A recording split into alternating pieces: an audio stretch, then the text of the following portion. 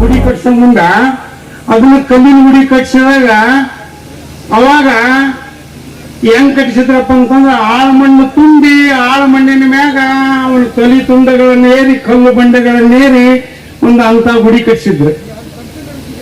ಬಂದೋದು ಜನತೆ, ನಮ್ಮೂರ್ ಜನತೆ ಬಿಟ್ಟು ಬಾರಿ ಗುಡಿ ಬಾರಿ ಗುಡಿ ಬಾರಿ ಗುಡಿ ಹನುಮಂತೇವ್ರ ಗುಡಿ ಕಲ್ಲಿನ ಗುಡಿ ಅಂತಿದ್ರು.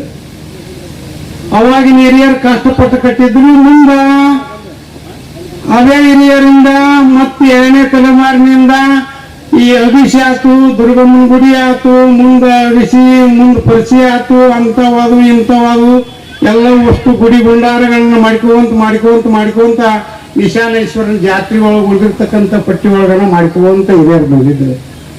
ತಮ್ಮ ಬಂಡಿ ಎತ್ತುಗಳನ್ನ ತೆಗೆದುಕೊಂಡು ಕಲ್ಲು ಮಣ್ಣುಗಳನ್ನ ನೀರಿ ಇಲ್ಲೇ ಕಂದಗಲ್ ಗ್ವಾತಿ ಗ್ರಾಮದಿಂದ ಆದಾಪುರ ಗ್ರಾಮದಿಂದ ಬಂಡಿ ಇರ್ಕೊಂಬಂದು ಇದ್ರಂಗ ಅವರು ಮಾನವ ಕುಲಕ್ಕಾಗಿರ್ಬೋದು, ಅದು ನಮ್ಮ ಸಮಾಜಕ್ಕಿರ್ಬೋದು, ಅವರು ಪ್ರಾರ್ಥನೆ ಮಾಡಿದಾಗ ಭಗವಂತ ಅವ್ರಿಗೆ ಪ್ರತ್ಯಕ್ಷವಾದ ಕೇಳಿದಂತ ತಾಯಿ ಬೇರೆ ಏನು ಕೇಳಕ್ ಹೋಗಿಲ್ಲ. ನೋಡಿ ತಾಯಿ ಅಂದ್ರೆ ಇಲ್ಲಿ ಚೆನ್ನಾಗಿದ್ದೀರಾ, ಅವ್ರು ಕೇಳಿದ್ದು ನಮ್ಮ ಕುಲಕ್ಕೆ ಬೇಡುವವರಾಗಬಾರದು ಕೊಡುವವರಾಗಬೇಕು ಅಂತ ತಾಯಿ ಒಂದೇ ಒಂದು ವರವನ್ನ ಕೇಳ್ಕೊಂಡ್ಬರ್ತಾರೆ. ತಾಯಿ ಅಂದ್ರೆ ಯಾವ ಭಾಗ್ಯ ಆದ್ರೂ ಕೇಳಬಹುದಾಯಿತು. ಆ ತಾಯಿ ಕೇಳಿದ ಒಂದು ವರ ಇವತ್ತು ನಮ್ಮ ಸಮಾಜ, ನಮ್ಮ ರೆಡ್ಡಿ ಕುಲ ಇವತ್ತು ಇಲ್ಲಿನ ನಾವು ಸ್ಥಿತಿವಂತರಾಗಿ ನಾವೆಲ್ಲ ರೀತಿಯಾದಂತ ಜಮೀನುಗಳಿಗೆ ಕೃಷಿಕರಿರ್ಬೋದು ಎಲ್ಲದ್ರಲ್ಲಿ ನಾವು ಚೆನ್ನಾಗಿದ್ದೀವಿ. ಅದೇ ರೀತಿಯಾಗಿ ಅವರ ಮೈದನ ಇವೆಲ್ಲ ಪ್ರವಚನಗಳನ್ನು ಕೇಳ್ತಾ ಬಂದಿದ್ದೀರಿ. ಶ್ರೀ ಕುಲ ತಿಲಕ ಅಂತ ಅನ್ನುವಂಥದ್ದು ಕೂಡ ಸಾಧ್ಯ ಅಂತ ಕೂಡ ಇದೆ. ಒಂದು ಹೇಳ್ತಾರ, ಭಕ್ತಿಯ ಮಾರ್ಗದಲ್ಲಿ ತ್ರಿದಳ ಇಟ್ಟರೆ ಸಾಕು ಅಂತ, ಹೂ ಇಟ್ಟರೆ ಸಾಕು ಅಂತ. ಹೂವಿಗೆ ತೂಕ ಇಲ್ಲ, ಆದರೆ ಅದರಲ್ಲಿ ಅಡಗಿದ ಭಕ್ತಿಗೆ ಬ್ರಹ್ಮಾಂಡದಷ್ಟು ತೂಕ. ಹೂ ತೂಕ ಯಾರು ಮಾಡೋದಲ್ಲ, ಎಷ್ಟು ಗ್ರಾಮ್ ಐತಿ, ಕೆಜಿ ಐತಿ ತೂಕ, ಬಂಗಾರ ಬೆಳ್ಳಿ ನಾವು ತೂಕ ಮಾಡ್ತೇವೆ. ಬಿಲ್ಪತ್ರಿಗೆ ಆ ಹೂವಿಗೆ ತೂಕ ಹಚ್ಚುವಂಥದ್ದು ಧಾರ್ಷ್ಟ್ಯತನ ಯಾರು ಮಾಡಲಾರ. ಭಕ್ತಿಯ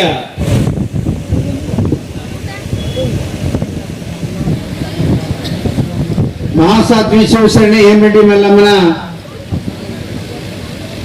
ಮೂರ್ತಿ ಪ್ರತಿಷ್ಠಾಪನಾ, ನೂತನ ಶಿಲಾ ಮಂದಿರ ಲೋಕಾರ್ಪಣೆ ಮತ್ತು ಪ್ರವಚನ ಹಾಗೂ ಪೂಜಾ ಕಾರ್ಯಕ್ರಮಗಳ ಈ ಒಂದು ವೇದಿಕೆ ಮೇಲೆ ಇವತ್ತು ಚಿಕ್ಕೋತ್ಕೇರಿ ಗ್ರಾಮದಲ್ಲಿ ಒಂದು ಬಹು ಸುಂದರವಾದ ಚಿಕ್ಕದಾದ ಚೊಕ್ಕದಾದ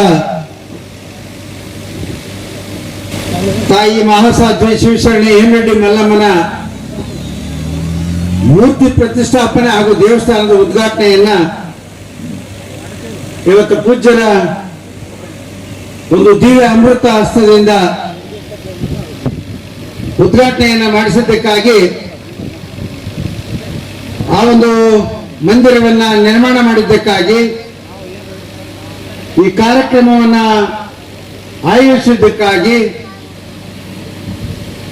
ಚಿಕ್ಕ ಊರಾದರೂ ಒಂದು ಚೊಕ್ಕ ಕೆಲಸವನ್ನ ಮಾಡಿರ್ತಕ್ಕಂಥ ಚಿಕ್ಕೋತ್ಕೇರಿ ಗ್ರಾಮದ ಎಲ್ಲ ಗುರು ಹಿರಿಯರಿಗೆ, ಯುವಕರಿಗೆ, ತಾಯಂದರಿಗೆ ಹೃತ್ಪೂರ್ವಕವಾದ ಅಭಿನಂದನೆಗಳನ್ನು ಈ ಒಂದು ವೇದಿಕೆ ಮುಖಾಂತರ ಸಲ್ಲಿಸಲಿಕ್ಕೆ ಬಯಸ್ತೇನೆ. ಬಹಳ ಸಂತೋಷ. ದಾನಿಗಳಿಂದ ಪಡೆದು, ಸರ್ಕಾರದ ಅನುದಾನವನ್ನು ಪಡೆದು, ಯಾವುದೂ ಕೂಡ ₹1 ಪೋಲ್ ಆಗದೆ ಇರುವ ರೀತಿಯಲ್ಲಿ ಬಹಳ ಶಿಸ್ತುಬದ್ಧನಿಂದ ಇದನ್ನ ಈ ಕಾರ್ಯಕ್ರಮವನ್ನು ಮಾಡಿದರಲ್ಲ, ನಿಮಗೆ ಅಭಿನಂದನೆಗಳನ್ನ ನಾ ಹೇಳಿಕ್ ಬಯಸ್ತೇನೆ. ಇವತ್ತು ರೆಡ್ಡಿ ಕುಲದ ತಿಲಕ ಹೇಮರೆಡ್ಡಿ ಮಲ್ಲಮ್ಮ ಅಂತ ಹೇಳಿ ನಾವೆಲ್ಲರೂ ಕರಿತೀವಿ. ಹೇಮರೆಡ್ಡಿ ಮಲ್ಲಮ್ಮನವರು ಕೇವಲ ರೆಡ್ಡಿ ಕುಲಕ್ಕೆ ಮಾತ್ರ ಸೀಮಿತವಾಗಿಲ್ಲ, ಇಡೀ ಮನುಕುಲಕ್ಕೆ ಸೀಮಿತವಾಗಿರ್ತಕ್ಕಂಥ ಮಹಾಸಾಧು ಅದು ಯಾರಾದ್ರೂ ಇದ್ರೆ ಹೇಮರೆಡ್ಡಿ ಮಲ್ಲಮ್ಮ ಅಂತ ಹೇಳಿ ನಾನು ಹೇಳಿಕ್ ಬಯಸ್ತೇನೆ. ಹೇಮರೆಡ್ಡಿ ಮಲ್ಲಮ್ಮನವರು ಒಂದು ಮನೆಯಲ್ಲಿ ಎಷ್ಟೇ ಕಷ್ಟಗಳು ಬಂದರು, ಎಷ್ಟೇ ಸಂಸಾರದ ತಾಪತ್ರಯಗಳಿದ್ರೂ ಸಹಿತ ಅವೆಲ್ಲವುಗಳನ್ನ ಸಹಿಸಿಕೊಂಡು ಬಹಳ ಸಹಿಷ್ಣುತೆಯಿಂದ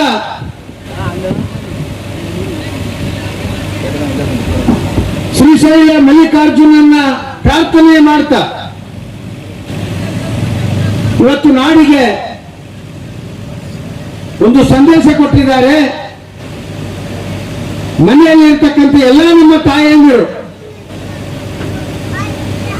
ಎಲ್ಲ ಕಷ್ಟ ಸುಖಗಳನ್ನ ನಮ್ಮ ಸಂಸಾರದಲ್ಲಿ ನಿಭಾಯಿಸಿ ಆ ಮನೆಯನ್ನ ಬೆಳತಕ್ಕಂಥ ಕೆಲಸ ಮಾಡಿದ್ರೆ ಅವರೇ ಆ ಮನೆಯ ಹೇಮರೆಡ್ಡಿ ಮಲ್ಲಮ್ಮ ಅನ್ನೋ ಒಂದು ಮಾತನ್ನು ನಾವು ಹೇಳ್ಬೇಕಾಗತ್ತೆ. ಯಾವ ತಾಯಂದಿರು ಮೊಬೈಲ್ಗಳು ಇವೆಲ್ಲವೂ ಕೂಡ ಏನಾಗ್ತಾ ಇದೆ ಅಂದ್ರೆ ನಮ್ಮ ಸಂಸ್ಕೃತಿಯನ್ನ, ನಮ್ಮ ಸಮಾಜವನ್ನ, ನಮ್ಮ ಸಮಾಜ ಅಂದ್ರೆ ಎಲ್ಲ ಇಡೀ ಸಮಾಜ, ಎಲ್ಲಾ ಸಮಾಜದವ್ರು ಬಂದಿದ್ದಾರೆ, ನಮ್ಮ ಸಮಾಜ ಅಷ್ಟೇ ಅಲ್ಲ, ಎಲ್ಲವನ್ನು ಕೂಡ ದಾರಿ ತಪ್ಪಿಸ್ತಕ್ಕಂಥ ಕೆಲಸ ಮಾಡ್ತಾ ಇದ್ದಾರೆ. ನೀವು ನೋಡಿರ್ಬೋದು ಧಾರವಾಹಿಯಲ್ಲಿ ಮನೆಯೊಂದು 3 ಭಾಗ, ಅದೊಂದು ಮನೆ ಇರ್ತದ, ಚಂದ ಇರ್ತದ. ಈ ಧಾರವಾಹಿ ನೋಡಿದವ್ರು ಏನಾಗ್ತಾರೆ ಅಂದ್ರೆ ಏನಾಗುತ್ತೆ ಅಂದ್ರೆ ಮನೆಯಲ್ಲಿ ಪ್ರಶ್ನೆ ಮಾಡ್ಲಿಕ್ಕೆ ಶುರು ಮಾಡ್ತಾರೆ. ಹಿರಿಯರು ಕೂತಿರ್ತಾರ ಧಾರವಾಹಿಯಲ್ಲಿ, ನೀವು ನೋಡಿರಿ, ಅವ್ರು ಇರ್ಬೇಕು, ಅವ್ರದ್ದು ಕರ್ತವ್ಯ ಅದು. ಅವರು ಧಾರವಾಹಿಯಲ್ಲಿ ನಟಿಸ್ಬೇಕು, ಅವ್ರ ಕರ್ತವ್ಯ, ಅವರ ಒಂದು ಜವಾಬ್ದಾರಿಯನ್ನ ನಿಭಾಯಿಸ್ತಾರೆ. ಅದು ನಾನು ಹೇಳ್ತಕ್ಕಂಥದ್ದು ಏನಂದ್ರೆ ಇವತ್ತು ಸಮಾಜಕ್ಕೆ ಒಂದು ಸಂಸ್ಕೃತಿಯನ್ನು ಉಳಿಸ್ತಕ್ಕಂಥ ಧಾರಾವಾಹಿಗಳಲ್ಲಿ ನಟಿಸಿದ್ರೆ ನಾನು ಶಬಾಸಿಗೆಯನ್ನ ಮೇಡಮ್ ಅವರಿಗೆ ಕೊಡ್ತೇನೆ, ಅದರದೇ ಪ್ರಶ್ನೆ ಇಲ್ಲ. ನಾನು ಯಾಕೆ ಹೇಳ್ತಾ ಇದ್ದೇನೆ ಅಂದ್ರೆ ಇವತ್ತು ಇಬ್ರು ಗಂಡ ಹೆಂಡತಿ ನೌಕರಿ ಮಾಡ್ತಾರೆ, ಇಬ್ರು ಗಂಡ ಹೆಂಡತಿ ಏನಾದ್ರು ಸಾಫ್ಟ್ವೇರ್ ಇಂಜಿನಿಯರು, ಆ ಇಂಜಿನಿಯರು, ಈ ಇಂಜಿನಿಯರು, ಡಾಕ್ಟರ್ ಇದಾರ, ವೈದ್ಯರು ಇದಾರ ಅಂತ ಹೇಳಿ ಇರ್ತಾರೆ ಇಬ್ರು. ಆದ್ರೆ ಎಷ್ಟು ದಿವಸ ಇರ್ತಾರ್ರಿ? 4 ವರ್ಷ 5 ವರ್ಷ ಆದಗಳಿಗೆ ಶುರು ಏನಂತ ಡೈವರ್ಸ್. ಹೆಚ್ಚಿಗೆ ಮಾತಾಡೋಕೆ ಟೈಮ್ ಇಲ್ಲ, ಯಾಕಂದ್ರೆ ಎಲ್ಲರೂ ಊಟಕ್ಕಾಗಿ ಬಹಳ ಅದ್ಭುತವಾಗಿ ನಡೆದು ಬಂದಿದೆ. ಈ ಕಾರ್ಯಕ್ರಮದಲ್ಲಿ ಭಾಗವಹಿಸಿ ನಿಮ್ಮ ಜೊತೆಯಲ್ಲಿ ನಾನು ಮಾತಾಡಲಿಕ್ಕೆ ಅವಕಾಶ ಮಾಡಿಕೊಟ್ಟದಕ್ಕಾಗಿ ನಿಮ್ಮೆಲ್ಲರಿಗೂ ಕೂಡ ಧನ್ಯವಾದಗಳನ್ನು ಅರ್ಪಿಸಿ ನಾನು ಮಾತು ಮುಗಿಸ್ತೇನೆ. ಜೈ ಹಿಂದ್, ಜೈ ಕನ್ನಡ. ದಿಕ್ಕು ಆಗಿರುವಂತಹ ದೊಡ್ಡನಗೌಡ ಜಿ ಪಾಟೀಲ್ ಅವರಲ್ಲಿ ವೇದಿಕೆ ಮೇಲೆ ರಾಜ್ಯ ರೆಡ್ಡಿ ಜನಸಂಘದಿಂದ ಬಂದಂತಹ ನಮ್ಮ ನಿರ್ದೇಶಕರು, ಆತ್ಮೀಯರು, ನನ್ನ ಒಡನಾಡಿಗಳಾಗಿರುವಂತಹ ಕೃಷ್ಣಾರೆಡ್ಡಿ ಅವರಲ್ಲಿ, ಪ್ರಭಾಕರ್ ರೆಡ್ಡಿ ಅವರಲ್ಲಿ ಮೆರವಣಿಗೆ. ಕೃಷ್ಣಾರೆಡ್ಡಿ ಅವರೇ ಸುಮಾರು ಒಂದು 4 ಕಿಲೋಮೀಟರ್ ಊರಿ ಬಿಸಿಲಿನಲ್ಲಿ 101 ಕುಂಭಗಳು ಹೆಣ್ಮಕ್ಳ ಜೊತೆಗೆ ಹೇಮರೆಡ್ಡಿ ಮಲ್ಲಮ್ಮ ಮೆರವಣಿಗೆಯನ್ನು 20-90 ಮಾಡಿದ್ದಾರೆ. ದೊಡ್ಡ 4-5 ಕಿಲೋಮೀಟರ್ ಮೆರವಣಿಗೆ ಇತ್ತು. 5 ದಿನಗಳ ಕಾಲ ಪ್ರಸಾದ ಜ್ಞಾನದಾಸೋಹ ನಡೆಸಿಕೊಂಡು ಇವತ್ತು ಅಂತಿಮ ಘಟ್ಟಕ್ಕೆ ಬಂದಿದ್ದೀವಿ. ಇದಕ್ಕೆಲ್ಲದಕ್ಕೂ ದುಡಿದು ಸಾಕ್ಷೀಭೂತರಾಗಿರುವಂತಹ ನಮ್ಮ ಚಿಕ್ಕಬೋದಿಗೋರಿಯ ಎಲ್ಲ ಯುವಕ ಬಳಗದಲ್ಲಿ ಮಾರ್ಗದರ್ಶನ ಮಾಡಿದಂಥ ಎಲ್ಲ ಹಿರಿಯರಲ್ಲಿ, ತಾಯಂದಿರಲ್ಲಿ, ಪ್ರತಿಯೊಬ್ಬರಿಗೆ ಎಲ್ಲರಿಗೂ ಪ್ರಣಾಮಗಳು. ನಮ್ಮ ಜೀವನದಲ್ಲಿ 2 ಜೊತೆಗೆ ನಾವು ಜೀವಿಸ್ತೀವಿ. ಒಂದು ಮನುಷ್ಯರ ಜೊತೆಗೆ, ಇನ್ನೊಂದು ವಸ್ತುಗಳ ಜೊತೆಗೆ. ಹೌದಾ? ಈ 2 ಜೊತೆಗೆ ನಾವು ಜೀವನ ಮಾಡ್ತಿದ್ದೀವಿ. ಒಂದು ವಸ್ತುಗಳು, ನಮ್ಮ ಗೆಳೆ ಐತೆ, ಕುಂಟೆ ಐತೆ, ಕೂರಿಗೆ ಐತೆ, ಬಾರ್ಕೋಲ್ ಐತೆ, ಪೆನ್ ಐತೆ, ಟಿವಿ ಐತೆ, ಮೊಬೈಲ್ ಐತೆ, ಇವೆಲ್ಲ ವಸ್ತುಗಳು. ಮನುಷ್ಯರು ಹೆಂಡತಿ, ಮಕ್ಕಳು, ತಾಯಿ, ತಂದೆ, ಅಣ್ಣ, ತಮ್ಮಂದಿರೆಲ್ಲ ಮನುಷ್ಯರು. ಇವರಿಬ್ಬರ ಜೊತೆಗೆ ನಾವು ಜೀವನ ಮಾಡ್ತಿದ್ದೀವಿ. ಒಂದು ವಸ್ತುಗಳ ಜೊತೆ ಜೀವನ ಮಾಡ್ತಿದ್ದೀವಿ, ಮತ್ತೊಂದು ಮನುಷ್ಯ ಜೊತೆಗೆ ಜೀವನ ಮಾಡ್ತಾ ಇದೀವಿ. ಹಿಂದಿನ ಕಾಲದಲ್ಲಿ ನಾವೆಲ್ಲ ಏನ್ ಮಾಡ್ತಿದ್ವಿ ಅಂದ್ರೆ ಮನುಷ್ಯರನ್ನು ಪ್ರೀತಿ ಮಾಡ್ತಾ ಮಾಡ್ತಾ ಮಾಡ್ತಾ ವಸ್ತುಗಳನ್ನು ಉಪಯೋಗಿಸ್ಕೊಳ್ತಿದ್ವಿ. ಹೌದಾ? ಮನುಷ್ಯರನ್ನು ಪ್ರೀತಿ ಮಾಡಿ ವಸ್ತುಗಳನ್ನು ಉಪಯೋಗಿಸ್ಕೊಳ್ತಿದ್ವಿ. ಆದ್ರೆ ಈಗ ನಾವು ವಸ್ತುಗಳನ್ನು ಪ್ರೀತಿ ಮಾಡ್ತಾ ಇದೀವಿ, ಮನುಷ್ಯರನ್ನು ಉಪಯೋಗಿಸ್ಕೊಳ್ತಾ ಇದೀವಿ. ಹೌದಾ? ನೀವು ಏನೇ ಗಳಿಸ್ಕೊಳ್ರಿ, ಅವತ್ತು ಧಾರಾವಾಹಿ ನೋಡಿ ಇರಕ್ಕಾಗಲ್ಲ, ನನಗೆ ಹೇಳಿದಲ್ಲ ಗೌಡ್ರು, ಇವತ್ತು ನಾನು ನ್ಯೂಸ್ ನೋಡಿ ಇರಕ್ಕಾಗಲ್ಲ, ಎಲ್ಲ ಸಂಬಂಧಗಳನ್ನ ಬಿಡ್ತೀವಿ, ಆ ವಸ್ತುಗಳಿಗೆ ಅಡಿಕ್ಟ್ ಆಗಿವಿ.